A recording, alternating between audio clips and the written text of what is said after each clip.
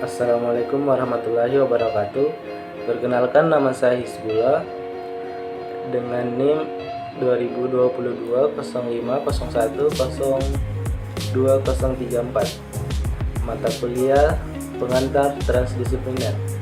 Di sini saya akan menjelaskan materi tentang pengantar disipliner. Silahkan dicek videonya.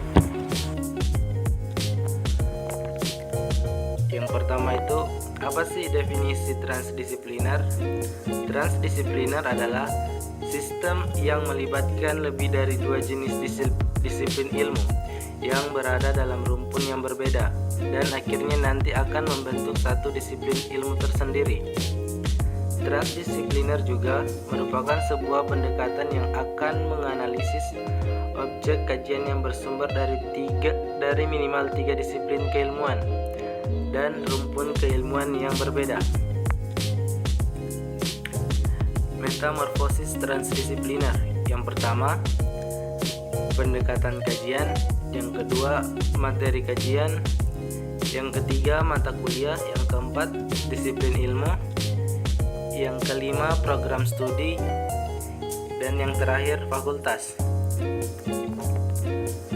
Pola ikon transdisipliner.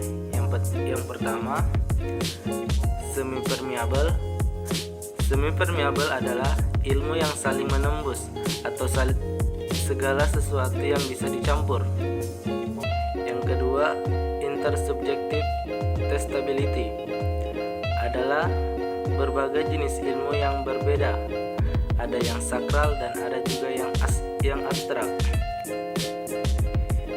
Yang ketiga, creative imagination atau imajinasi yang luas dan dapat mengartikan dan menjelaskan makna dari perkataannya.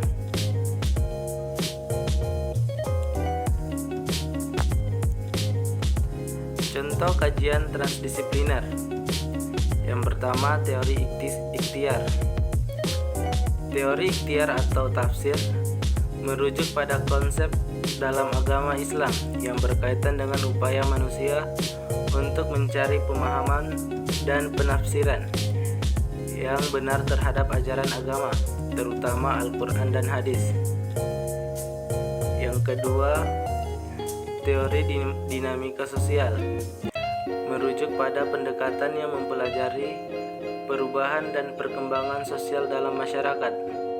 Teori ini berfokus pada bagaimana faktor-faktor sosial seperti struktur sosial, interaksi sosial, dan perubahan sosial berkontribusi terhadap perubahan dalam masyarakat. Yang ketiga, teori rotasi dan revolusi. Teori rotasi mengacu pada gerakan suatu objek di sekitar sumbu tertentu. Ini berarti objek tersebut berputar atau bergerak mengelilingi garis imajiner yang melewati pusat massa atau pusat rotasi. Sedangkan teori revolusi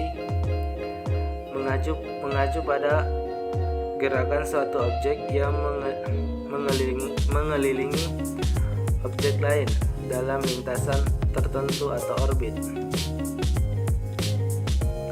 Dan yang terakhir, teori pelaksanaan bisnis merujuk pada pendekatan atau konsep yang digunakan untuk mengelola dan melaksanakan kegiatan operasional dalam suatu organisasi atau perusahaan.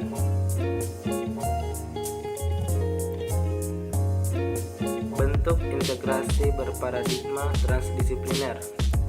Yang pertama, integrasi disiplin keilmuan mengacu pada pendekatan yang melibatkan kolaborasi antara berbagai disiplin ilmu untuk menyelesaikan suatu masalah atau memahami suatu fenomena. Yang kedua, integrasi pendekatan mengacu pada penggabungan berbagai pendekatan atau metode yang berasal dari berbagai disiplin ilmu untuk memahami suatu fenomena atau menyelesaikan suatu masalah. Dan yang terakhir itu integrasi stakeholder,